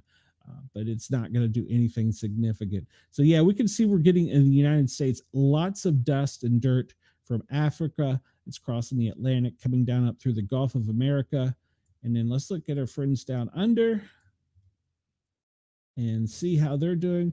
We know that front, it's a little cold front off to the north, is still swirling. Sydney, You're going to have a little bit of problem with some air quality today, but your main problem all the way up into Brisbane uh, is going to be the rain and the flood potential. So pay attention to your meteorological association. There is a potential there for some serious rain and flooding. So pay attention if you're in uh, Australia. All right, let's look at the Earth cam because this is our big, blue, beautiful, round, perfect globe. You just can't say it's perfect, but it's as close as we're going to get. If you had a widescreen TV and maybe had smoked a little bit of some relaxing herbs, this probably would mesmerize you for hours. For those of you listening, we're looking at the world map, and it's showing us the jet stream and the waves of air and how they're traveling, and it's quite relaxing. I can put this on a big screen, turn all the lights off, maybe put on a little mood music, it would be all right. All right, so we see here it is defined more clearly coming off of Africa and how it's coming up straight pretty much off of Venezuela. It's bouncing up into the Gulf of America, and that dust is being pulled up, and it's going to be dusty down in southwest, but you can expect as this increases over here, that's going to actually make it all the way to the Great Lakes and start pushing east, especially if this front stays. So we could be seeing some dust in the near future, some significant dust in our air here in the south and in the mid-Atlantic region. All right, so let's go down under and see what your wind is doing. And pretty much as we talked, that front off of the coast there of Sydney, pushing in that rain. It's where it's going to be the windiest, maybe up a little bit up in the tropical north, have a little bit of wind, maybe a couple showers there, but nothing significant. But yeah, you're looking pretty good as far as the wind goes. I don't see any cyclonic events. Let's go back over and look at the Atlantic and Pacific for us. And the Weather Service is not really worried about anything at the moment, especially with that front of mud pushing up through the Gulf of America. So there you go. And for those of you that are flat earthers, I will make this change so that you can see it. I got to find the button first, though. I think it's this one. We'll just push a button and see what happens. There we go. For those of you that are flat earthers, there's what the world map looks like for flat earthers. Still nice and calming, relaxed. This is almost better than a fish tank. If you could get a fish tank and put a projection TV behind it and have this behind it with a nice little reef at the bottom, say down here along the lower portions of the Atlantic and Pacific, moving over to the Indian, just like a little coral reef, and have this constantly projected behind it, and the light being like a black light, and put some really cool fish in. This would be amazing. I don't know what got me on that. Ooh, shiny. I'd hit a sound effect, but it wouldn't work. So, squirrel. All right. We're going to run out of time here, but let's talk real quick. We got into this some yesterday. This is our current up-to-date event list, and they list events a little bit different than most places. They list them as biological, like we talk about an animal epidemic. There's currently 2. Brazil is investigating 6 suspicious bird flu cases. And then a lion in India has died from the bird flu, so they're investigating that. Then we get down into the human epidemics. Pakistan is seeing hepatitis C spiking. So we know that the U.S. has got about 1,025 cases of measles currently in the U.S. The critical infrastructure, Haiti, I'm sorry, but it's been pretty bad for you for a while, so I'm sorry. Potable water supply distribution, Namibia. You're having problems. I'm really surprised they didn't add part of the states to this because of the disruption in Kentucky and Arkansas. Australia, major delays on the Sydney train network due to wet weather and power outages. So there you go, Australia. If you're getting ready to go to work, expect some major delays due to the weather and power outages. France has canceled flights after the airport traffic system breaks down. So if you're going into the Paris Orly airport, you can expect major delays today because of a system breakdown. It seems to be a thing, doesn't it, with the airports? Look at social incidents. They're calling these local security conflicts. India, 5 tourists feared dead after an attack on the Indian Kashmir. All right. And that's old. I'm sorry. That's an update. Disregard that. Let's see. Mozambique, 10 dead in brutal attack by ISIS-linked militants on the Mozambique Wildlife Reserve. Well, that wasn't very nice of them. Let's see. Jump down here to public safety incidents. In the United States, 3 people fatally shot at a Georgia bar. I still did not look that up. We're not doing too bad on time. Let's look at the city, what it says about that. All right, could get a black screen. 4 people were fatally shot in less than 48 hours in a central Georgia city over the weekend, including 1 shooting at a bar where 3 people died. They fired 1 shot and killed 3. Okay. The Bibb County Sheriff's Office, it was a joke, was investigating the fatal shooting of 3 people who were killed at a Midtown daiquiri bar and grill in Macon. Well, that's probably part of the problem there. Too much cerveza. On Sunday around 12 a.m., the coroner, Leon Jones, identified the victims as Jadarius Meadows, 28, Jovan Fox, and Javier Meadows, 24. All 3 men were pronounced dead at the bar, according to a statement by the sheriff's office. And an additional email was sent for comment, but the deputies are still investigating the shootings, so they don't know what's going on, but they suspect it was a party that the victims got involved in some type of dispute. Other people were transported to the hospital, but they didn't suffer life-threatening injuries. All right, so let's get back into this. Sorry, I got distracted. Ooh, shiny. Let's see. Germany, manhunt after suspected stabbing. We mentioned that yesterday. Please be aware of your surrounding. People are getting sharp, pointy, shiny things and doing bad stuff with it. In the UK, 5 hospitalized after that. So exactly, Chris. 1 shot, 3 people dead.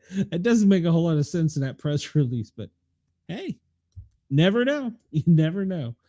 I never rule anything out from some of the things I've seen as working on the streets as a paramedic in inner city. Never know. So, all right. So 518 Hungarians are doing a mass protest against a bill allowing blacklisting of Orban critics. Don't know what that is, but they're apparently very angry at it and they're rallying.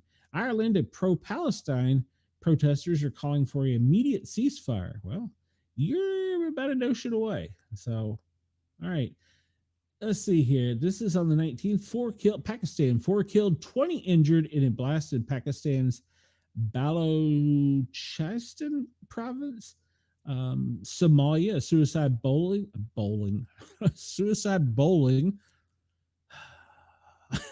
Fred Flintstone. Suicide bombing at a Mogadishu military base kills at least 10. And then we talked about this in California. 1 dead, 4 injured after an explosion outside a fertility clinic. And they're calling it an intentional act of terrorism. But it's interesting to note they have released very little information about the young gentleman who did this. So let's see. Nothing new to report here. Under wars, we know it's Ukraine and Palestine, and in India and Pakistan seem to get their stuff worked out. And we have environmental pollution at the port of San Juan, and military spill returns in Puerto Rico. Okay. What kind of ecological disaster has hit Puerto Rico?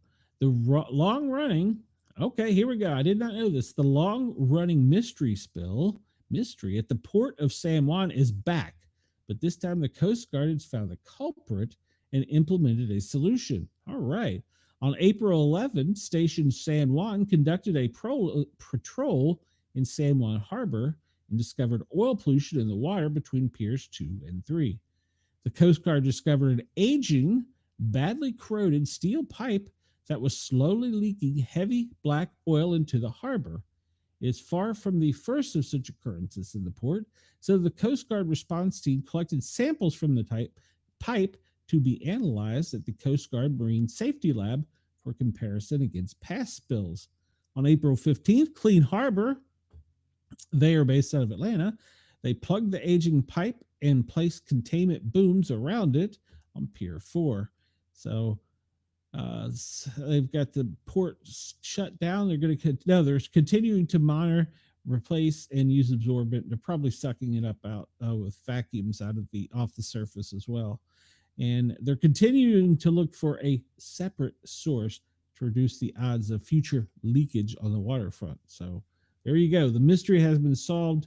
It's a leaking oil pipe, and the Coast Guard and Clean Harbor are on scene. So there you go. How are we doing time? Good, good. We're doing good. Because we don't want to mess with David Beckmeyer's show. He's got a great show. All right, so Armenia, we have a powerful explosion and a major fire in downtown Yerevan. An Indian explosion in an empty flat in Bengal multi-story building. And we get into fires. A huge fire destroys the home in Garner's Eagle Ridge community. Where is that? That was a fairly recent one. Let's see where that was.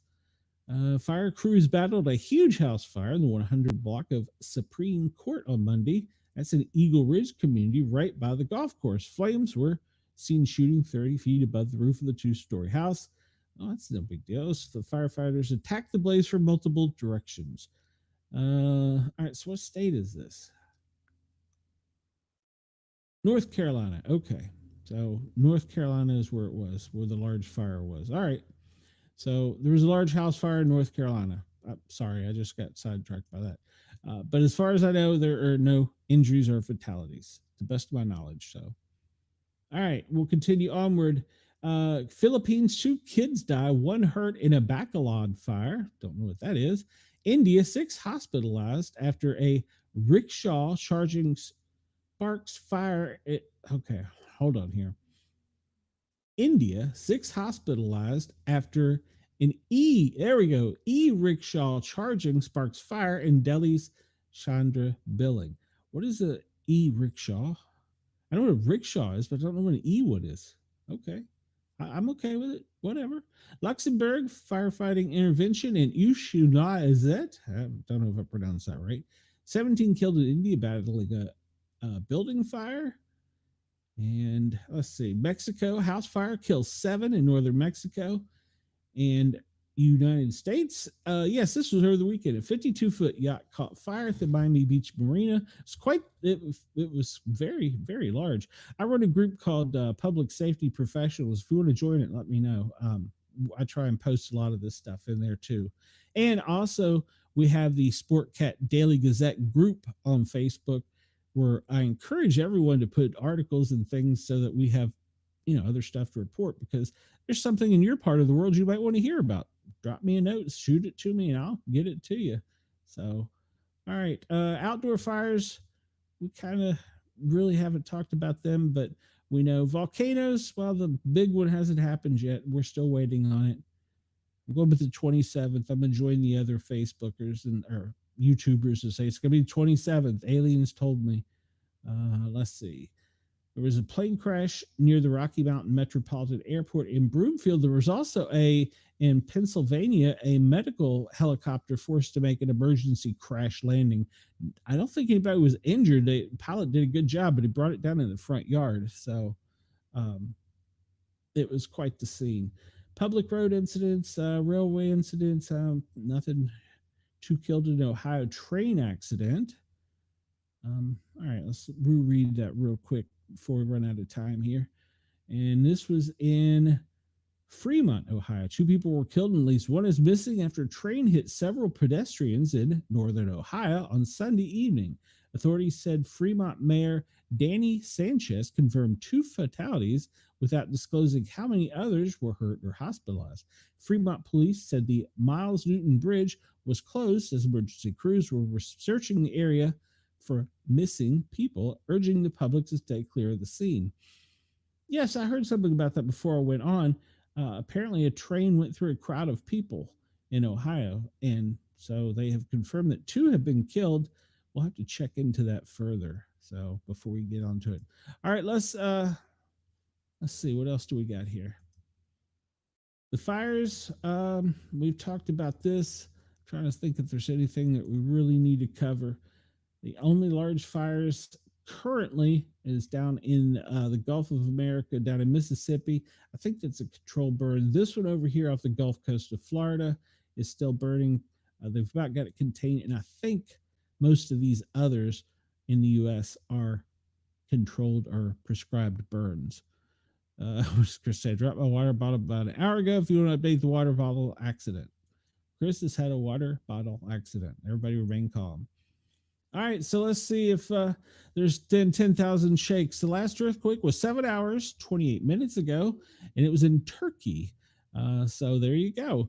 And it appears that there hasn't been one in the United States in 23 hours and 45 minutes. And it was a 3.8 in Central California. So the largest quake in the past 24 hours appears to have been the 4.2 in Afghanistan. All right, so there's your earthquake update real quick before we get out of here. This is the map from the USGS. You can see there's been several small ones. These got to be old ones because they weren't reporting new. It says 520, earthquake at Fort Bidwell, California. Okay, got me. And this one down here is, what is that? That is White City, New Mexico. And it doesn't give a rating. It just says what it was. Does that mean it's a 2? 2.5. Well, that wasn't called a 2.5. What they call it? 2.8. All right, there we go. And then Grapevine had a 2.5. Well, maybe they are starting to shake a little bit out here on the West Coast. So who knows? All right, we look at the volcanoes. And I find it funny, they don't really have the one that we talked about on the map. If you look at the volcano interactive map, when you look at it, they don't show it. So I find it really funny. You would think that would be shown. The only ones that they have currently worried about are in Alaska, and then the one free flowing currently, the Kilauea in Hawaii. All right, let me update this real quick. Running out of time. Let's see, I don't think there's anything really new on this map. This is pretty much a summary of things we had. This comes to us from Disaster Alert. And there's 124 new notifications. Maybe something did happen. A volcano in Ecuador and tornadoes in the U.S., landslides in Asia. Goodness, there were several landslides in Asia. Lincoln, Illinois had a tornado. And then, let's see, Great Lakes had a landslide. I'm assuming it's U.S. And okay, I'm trying to catch up and see if anything more recent there for the U.S. Looks like a lot of flooding and landslide incidents in Asia from that storm. And Chicago had a tornado 11 minutes ago. Okay, I don't know about that. That's take me to that one. Updated 5 minutes ago. National Weather Service in Indianapolis tracking a storm, put out a tornado watch. Okay, so it's just a watch. It's not a warning. All right. I wanted to check on that before we went off the air. Chris says, my college had to change their team mascot, but New Mexicans are allowed to keep White City as a town name. My football team, the Washington Redskins, are no longer the Redskins. They're the Commanders. So, yeah, there you go. Oh, live picture of the space station. It is about to approach the coast of South America, where it'll continue its track, and it will not be visible in our night sky. Let's take a quick gander at all the planes in the air. Goodness gracious, there's a lot of them. Let's just drop them out and go to the military ones. And the military is very active today. So I did not, somebody commented that reported on something when it was an operation was in effect. I did not report it. ICE was working in Atlanta and I didn't really go into it. So I am not telling anybody any secrets. So there you go. But yeah, you can see that the helicopters are out and busy off of the coast of Maine. So, and then where is this one coming from? And this is a Canadian jet, so not too worried about it. And that's just a cargo plane. I don't see anybody. I'm running out of time here. I don't see anybody doing the fueling route saying that there's any fighters up currently, which is a good sign. When our fighters go, we would prefer to keep them grounded. So maybe no, that's a sub hunter. Okay, so they're that's a sub hunter, but they're using it for other reasons. I want before we run out of time, start paying attention to the Rocky Mountains and the sections that really aren't habitable. So just use that as your imagination. All right, so the balloons up in the air, way too many to count, and we'll go out of here.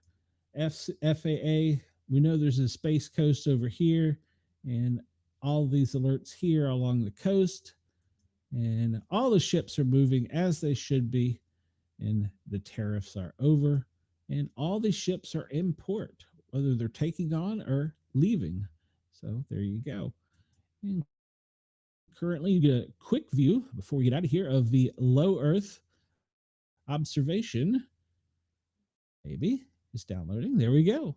Let's take that off. And you can see from space the number of satellites over the American continent right now. Fascinating. All right, we're going to get out of here. We'll look at this real quick as we usually go out of here with this. This is Bitdefender. This is going to be showing us the number of cyber attacks on the U.S. Well, it shows it on the world. Red is attacks. Orangish yellow is infections. White is spam. And we already know that Ohio is being hit pretty hard. It looks like from Asia and Africa. It looks like they're hammering the middle of the country too up here as well. So everybody be cautious. Have a great day. Stay weather aware. I'm going to get out of here. I'm going to discontinue. Thank you, Yerg's Radio, Rainbow Radio, Right Talk Radio, and Radio X in Australia. I appreciate you for allowing us to tickle your ears.